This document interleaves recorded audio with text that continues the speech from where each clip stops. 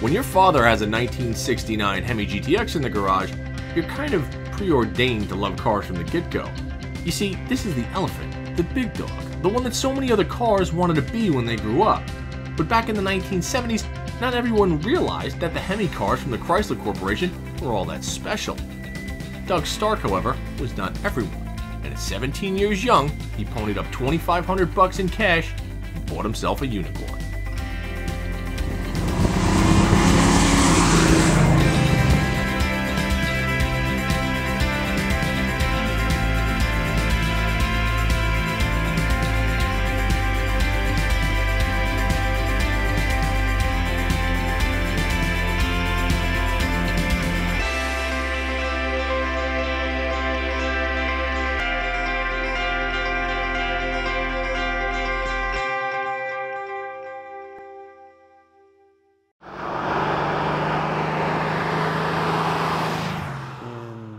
'76, I was looking for another car.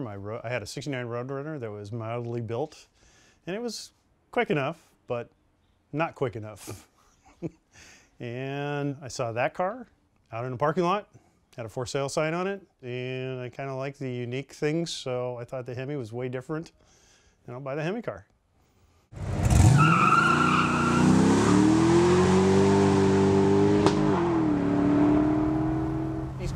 Are somewhat mythical beasts, right? And when you hear the words 426 Hemi, you automatically perk up and you go, oh, that's just badass.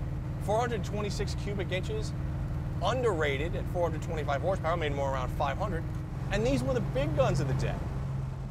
I think you had to be a real Chrysler fan to know what the Hemis meant. We always heard about them. Of course, you watched drag racing, NASCAR, and the Hemis were dominant, especially when they went to the wing cars.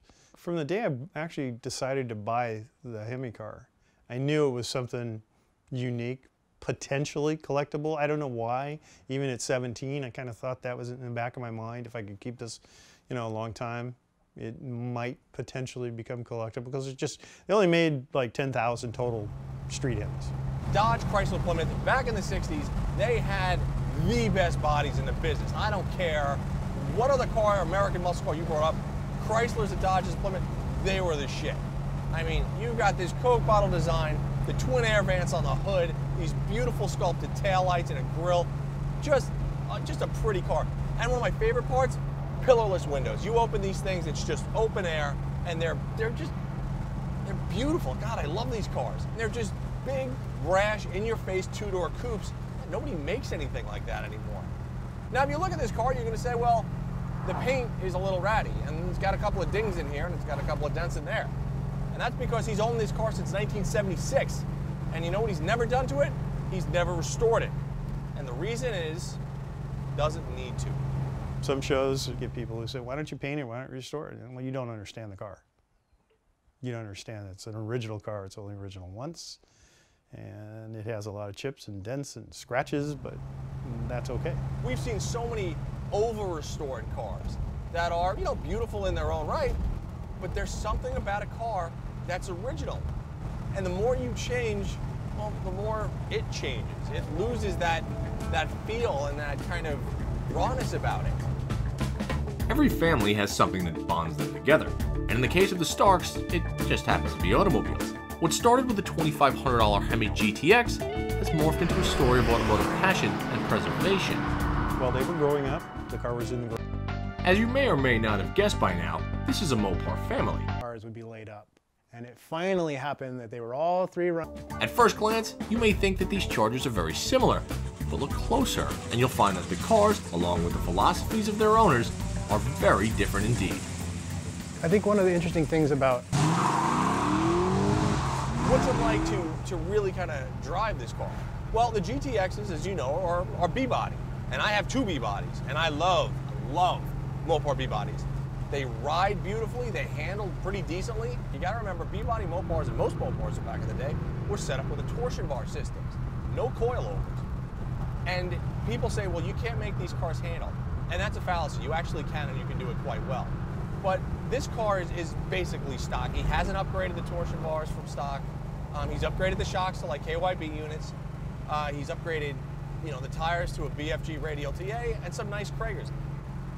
It looks exactly like it would have in '76. Of course, you saw hot rods, muscle cars, and street rods like this, and this was kind of like the uniform back then.